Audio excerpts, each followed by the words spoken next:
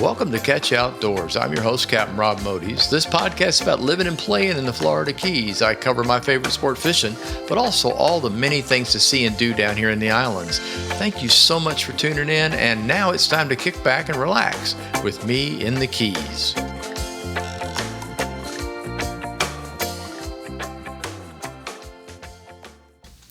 This week's episode of Catch You Outdoors is number 171. Catch You Outdoors brought to you by Spotify and little old me. The title for this week's episode is Happy New Year. I struggle with that one. 2025 is finally here. Yes. So anyway, Happy New Year.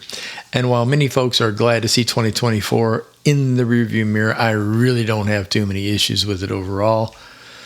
The only crazy negative for me was the incessant TV political ads at the very end of the year. Well, probably for the whole last 6 months of the year, I guess. I'm really glad that's in the past. 25 looks pretty good to me. I'm happy to still have my health. My checkups have been positive. I guess that should say they've been negative. It depends on how you look at it.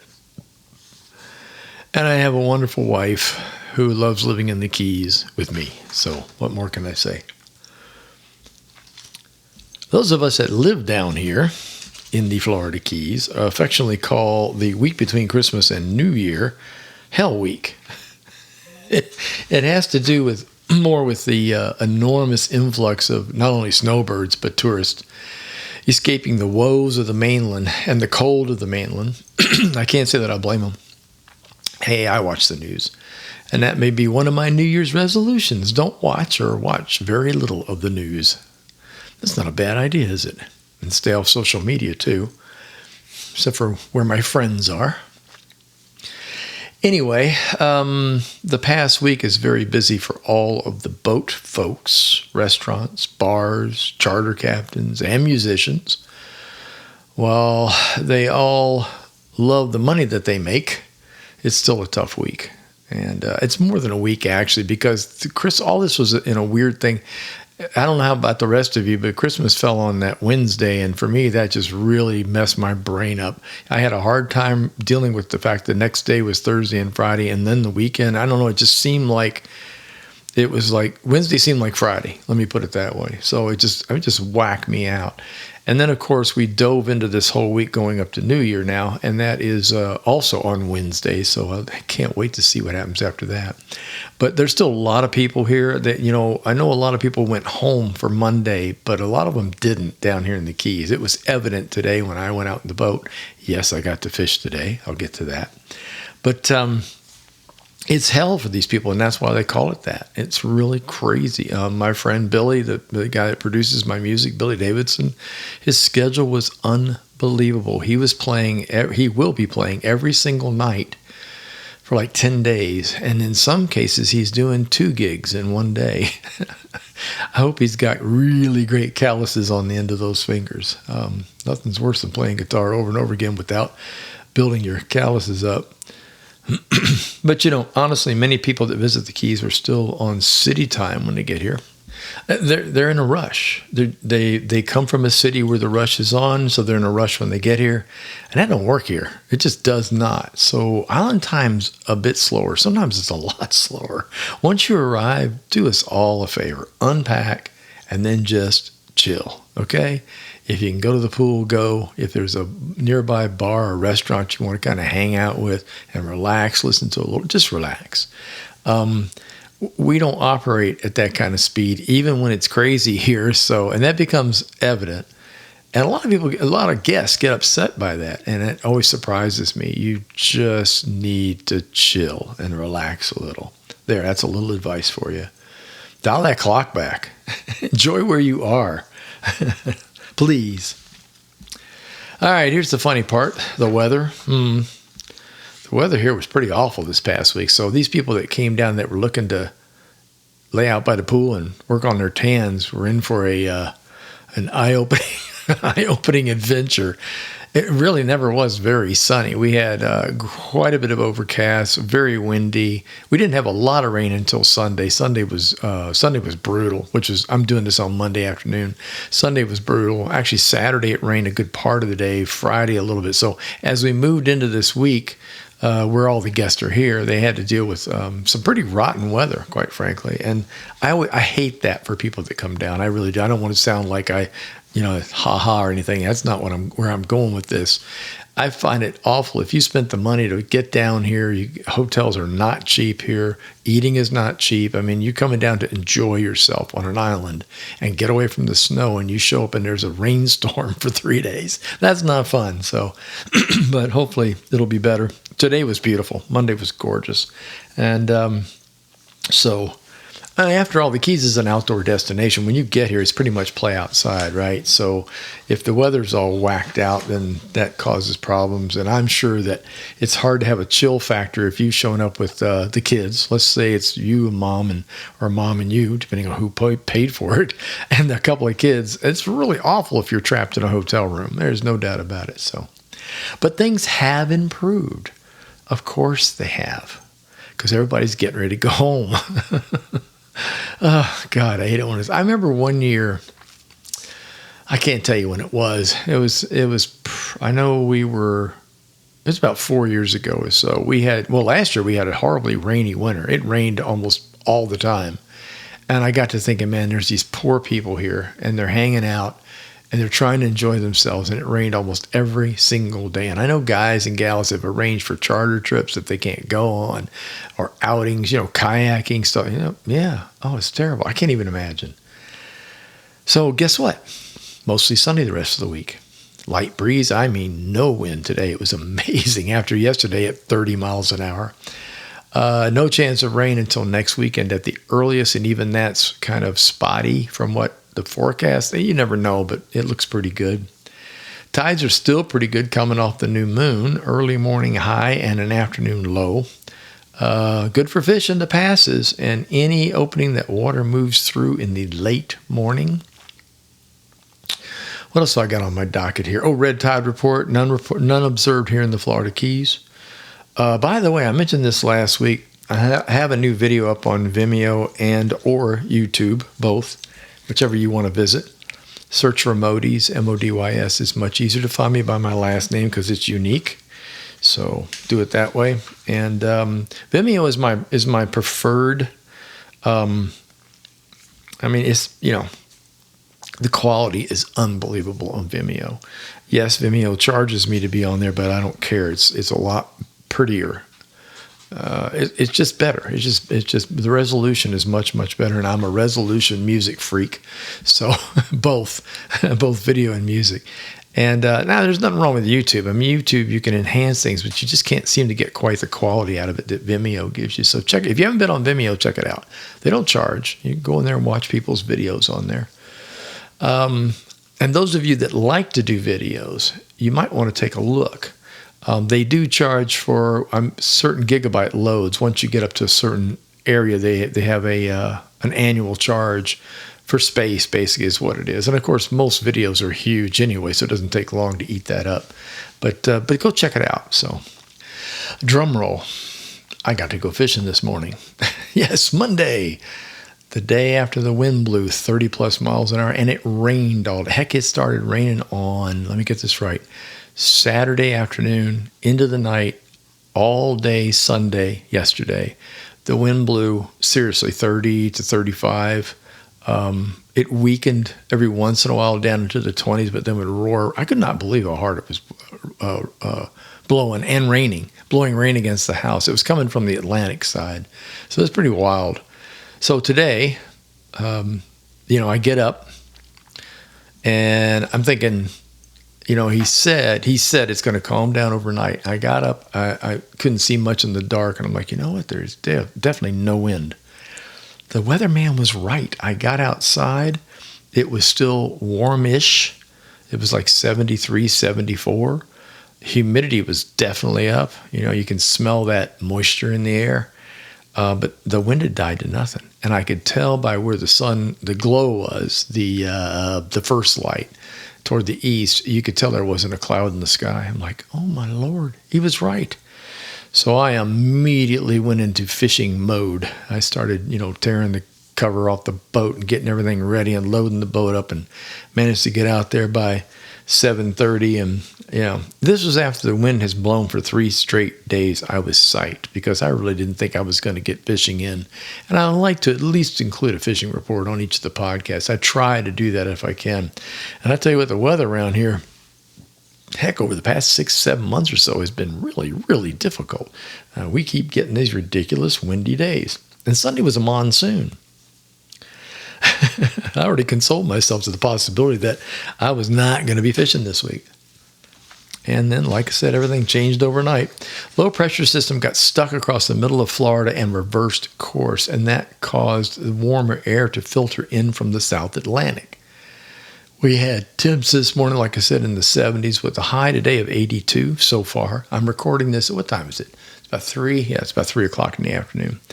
So actually, we've probably gotten past the high. It was supposed to be 82 today. So I got out of bed, prepped the boat, and did my thing. And I went to the wilds of Florida Bay. Took Blackwater Sound up to Long Sound. Now here's the bad news. No fish. I ain't kidding you. I got up there at 7:30 and fished to 9 and didn't get a bite. That has never happened. But I do know what the problem was. When I got up in the back, up against the mangrove, the water was pouring out. The freshwater rain runoff water was coming through the bushes, through the mangrove. You didn't have to be in front of a creek. It was flowing out of the mangrove with such force that when I shut the boat down, it would push the boat backwards. I'd have to turn the trolling motor on at a low speed to maintain position. It was crazy. I did have one really great thing happen. A huge crocodile showed up. Just basically swam right across where I was. I was getting ready to leave, actually. That was at my 9 o'clock moment. I'm like, okay, I got to get out of here. I got to go try Florida Bay. I got to go catch a fish. I cannot stand to not at least get one bite. That's called being skunked, and I don't do skunked. And so I look over and I see this monster crocodile coming across the water. I'm going to call him 8. He could have been 10, to be honest with you. Great big nubby nose, with all the gnarly back. They're totally different than an alligator. Alligators almost look smooth on their back compared to the back of a crocodile. It looks like a dinosaur. And so I went over with the trolling motor and just kind of got close enough. I did get a picture. I'll try to post one. I don't know how they came out, but if I can post it on Wednesday's usual podcast post, I'll put the picture up. But it was really cool seeing a croc, and the water was perfectly calm. So it was I could see him from far away when he first popped up. I was like, daggone. And he swam away from me, so I know it's not a gator. Well, I know by the nose it wasn't a gator. So anyway, all that fishing, nothing happened. Wearing out my arms, throwing the fly. I tried everything, nothing. And there was no bait around. I mean, it got painfully obvious that this wasn't going to happen. So I made a decision to head southwest Florida Bay and to an area that had been very good to me in the past. No exploring today. I knew right off the bat that this was going to be a whole lot tougher than I thought it was going to be. After arriving, one thing was very apparent. This is open water where I go. It's a great big hump. There are some rocky areas around it. There are little drop-offs, and there is a major grass flat there. And the water was a mess. It was very calm, almost still, like a great big giant lake, and not a lot of movement around. It was like, whoa. And when I said the water was a mess, I'm talking visibility less than a foot down, if that much, really bad. Not a lot of movement. Like I said, I grabbed the fly rod. I made several casts on the open flat. I did them off every corner of the boat with the power pole down. I stopped out there in one of my hot spots. Nada. I soon figured out what the problem was. The visibility was so bad, and the fish were most likely on the bottom in about 4 to 5 feet of water. And this particular grass flat, this is a flood high coming in now. So not only did we have a lot of rain, but the tide was coming up to about 11:30 in the morning. So I had fairly deep water on the flat, but I just knew fish would be there, and my fly wasn't going to reach them. I made a big mistake, but I'll defend myself on this one. I only had floating line on my reels, which is what I almost always use because I fish shallow. I fish less than 4 feet of water, and it's always clear. So fish don't have a problem finding something that's up a foot below the water. But today, that was a big problem, and I did not bring any sinking line at all. Intermediate sinking, that's usually what I have a whole nother reel with it on there. I didn't pack it, and I don't usually pack it. I'll change. Oops. I will start putting it on the boat, just making sure it's in the bag, make sure I have it just in case I have to swap reels out for cruddy. And I suspect that'll happen again because I like going out. Sorry about that. I kicked the mic by accident. I like going out there and fishing, and that was frustrating knowing that I could have done better by having that on. And no matter how slow I went with the fly, I couldn't get it down where I knew they had to be. This is one of those situations where you just know. So I put it away, and I got out my trusty 1/4 ounce jig. This time I fished with both green eyes and red. I decided to switch it up from the usual gold, just to do it. And I used the Gulp Swimming Mullet, my pink shine color. And I let the lure sink a bit after casting, give it a twitch. And on the first cast, the ladyfish pounded the bejeebers out of it. I'm like, okay, well, that explains that. And the bite was on and stayed on for the next 2 hours. About the water quality, it was full of sand, almost muddy-like, with viz of less than a foot down. There was a ton of debris in the water, mostly loose seaweed. It looked like it had come in on the high tide from the Atlantic Ocean and had been washed all the way into the back bay. And of course, pushed there. When you've got 30-something mile-an-hour winds, it doesn't take much to shove stuff into the back country, and it did. I've never seen so many weed lines in my life back there. But the fish were there, so I'm guessing there was food for them. But I only saw a smattering of bait on the surface, and that was only every now and then. There weren't many flashes of bait around. After several ladyfish, the trout started biting. Lots of trout. No great big ones, but much bigger than the last time I was out there. Most were 12 to 14 inches long. They were hungry. Mixed in were a few jacks and quite a few ladyfish. So I had some really fantastic action for about 35, 40 minutes to almost an hour just every time I threw the jig and I got a fish. And then my lure got absolutely whacked. I saw a whitish flash near the surface of the water and thought, wow, that's a big jack. Nope. Another look and I was pretty sure it was a decent permit. It had that body shape, and the whiteness was much brighter than a jack. Plus, there was no yellow tail. But no, when it finally surfaced, and you have to understand now, I couldn't see down more than a foot. When it finally surfaced near the boat, it turned out to be a big pompano. Surprised the hell out of me. I have never caught a pompano in Florida Bay. I've caught a ton of them on the Gulf Coast. Heck, people used to call me Mr. Pompano because I caught so many of the daggone things along the Gulf Coast of Fort Myers, and Fort Myers Beach, Sanibel, and whatnot, but never in Florida Bay. That was the first for me, and a huge surprise. I weighted on the Boga Grip 3 pounds. For those of you that don't know, that's a really good size pompano. That makes 2 meals for Janelle and I. And Janelle loves pompano, so obviously it went in the box. I usually let go almost. I think I said this before. I usually turn loose everything. I ain't going to let a pompano go. If you have never had one, ooh-wee. If you're, down here in the restaurants, they don't serve it because we don't catch it here. On the West Coast, they do. So you can go to many, many seafood restaurants and order pompano. Do it. It's worth it. It tastes like the fish has been pre-buttered. It's really, really good. So after pictures of the catch, I tossed the lure back in, and it got hit right away again, like bang. And I thought, oh no, another big surprise. I caught a hardhead catfish. Yeah, good old gray, slimy ass catfish. I couldn't believe it. That was another first. I've never caught a catfish in Florida Bay. Nope. Now, the only thing I can suspect is it was the turbidity in the water. It was just messed up. And these fish came from somewhere, maybe off the Gulf side, across Florida Bay looking for food. Who knows? The weather was so bad and so awful for 3 days. It's entirely possible that both the catfish and the pompano migrated just looking for food. And I want to point out, when I got the catfish, it suddenly occurred to me that I've also done another first in Florida Bay I've never done. I got a trash can slam, which is a cat, a jack, and a ladyfish. If you catch all three in the same day, it's called a trash can slam. I had many of those on the West Coast, and my customers had many of those on the West Coast. But that was also a first for me over here in Florida Bay. So, a very interesting morning. I kept fishing.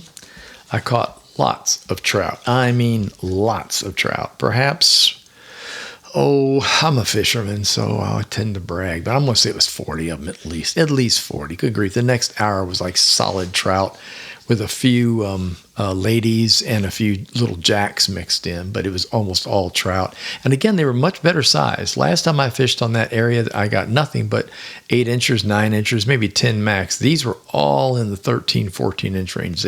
Not a one was legal. There was one that I should have measured, but I didn't. It seemed like it might have been 15, but the rest of them were all like 13, 14. But man, they were healthy looking and they were hungry. They'd been out there getting blown around, I guess. So lesson learned. Big winds mean very turbid water immediately after the winds let down. The fish are still there foraging, but visibility is cut down quite a bit, so they are feeding right down on the bottom. Every fish I caught this morning was hooked while working the jig slowly across the bottom. I was literally bouncing it over the bottom. And that was the only way I'd get bites. If I forgot myself, I started doing that, that daisy daydreaming you do when you fish. You start moving things too fast. I'd get 2 casts in with nothing. I'd go, wait a minute. You're going too fast. Slow down. Put it back in the water. Bam, get hit again. I also noticed that after a couple of hours, the water started to clear a little bit, and the fish also moved up somewhat off the bottom. I was able to move the lure a little bit quicker the last 30 minutes or so I was there. And then by 10:30, the bite just completely shut off. It was like gone. End of conversation. Maybe I think it was about 11:45. I thought, time to go. I got a podcast to do, and there's a garden party tonight, and I want to go. I want to at least make it there half awake. So fishing knocks me out, people. It really does knock me out. So anyway, that's what I learned today. And the fishing was really great. I cannot complain. Future weather report has some decent days ahead of us until the weekend. More wind and another front. After that, there's word that a potential very cold air mass may make its way down to Florida. They're even predicting snow up in North Florida. Really? Oh boy. That means down here it may get chilly enough where I got to drag some orchids inside to keep them from getting cold snaps. So we'll just have to see what happens. I know one thing, when the weather like that, when it gets cold, and it's still sunny and it's still nice, you still want to kind of go outside, which we do. We walk, we might even hang out at the pool but not swim.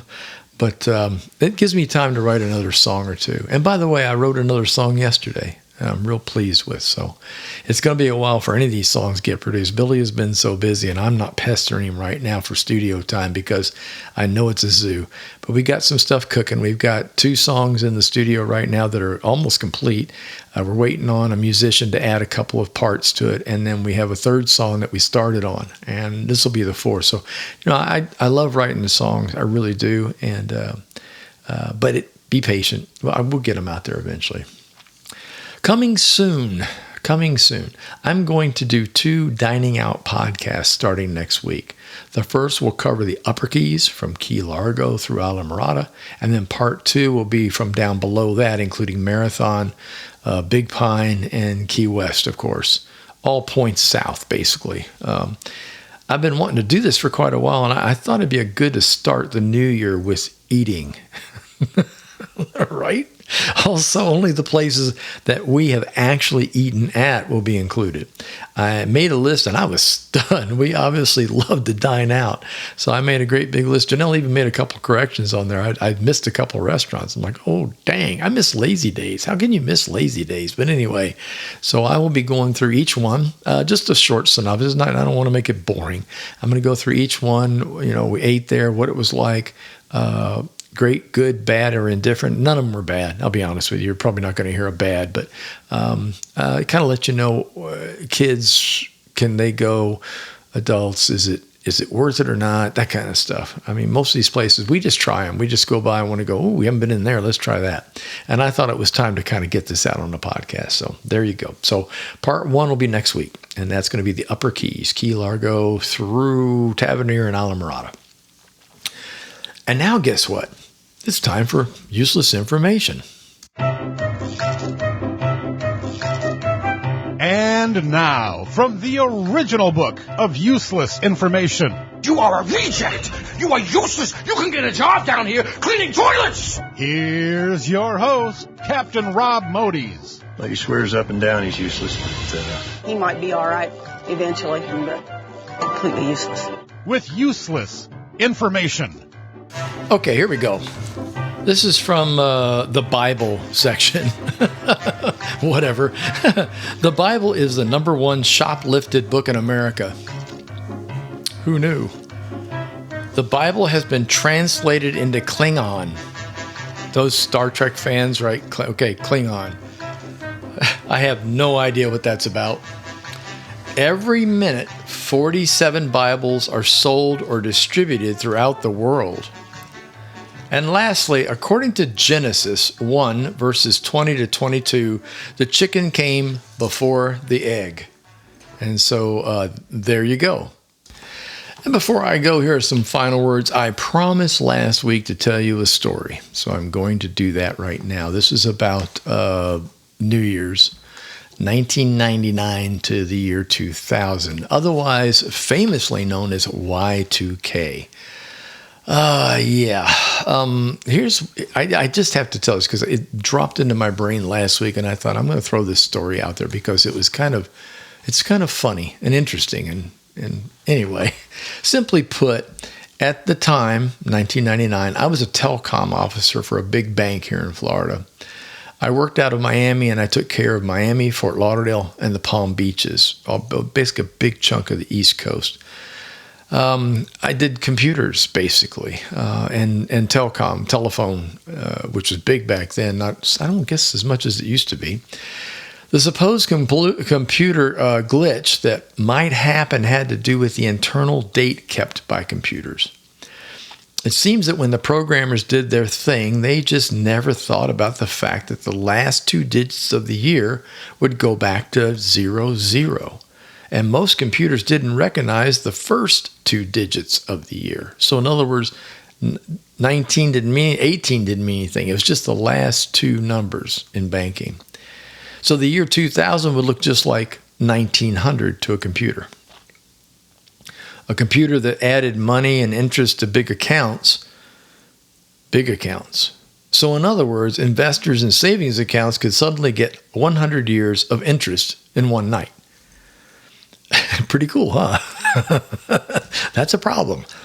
And that had to be fixed. So we all worked on that problem for the best part of 1999. We really, you cannot believe the simulations we ran and all this stuff with all these different computers to see if it would happen or not. And some of them it did. So programming had to be done. It was pretty crazy. So when New Year's Eve arrived, 1999, we techie folks were all told that we couldn't travel greater than 50 miles from the Miami hub. This was a time of mostly pagers and very little cell phone service, so they would send an emergency page to us if needed, and we were expected to return to the bank, the main bank, the telecom services bank, immediately. So myself, Jonelle, and another banker friend of mine decided to go to Islamorada. It's within the 50-mile loop. Barely, but it was. Checked into the Islander and just sat on the beach watching the ocean and waiting for the live fireworks show from Chica Lodge and not drinking. You never know, right? Maybe we'd have to run back up there. So the clock struck midnight, the fireworks started, and the pagers remained quiet. Y2K had come and gone. We started drinking shortly after that, and that's all I really remember. Y'all take care. I'll talk to you later. Thank you for tuning in. If you enjoyed listening, please tell a friend, leave a review, and don't forget to subscribe to the channel, please. The Facebook page is Catch Outdoors. The website's catchoutdoors.com, where you can find all the previous podcasts and news about my books and my music. Until next time, get outdoors and enjoy.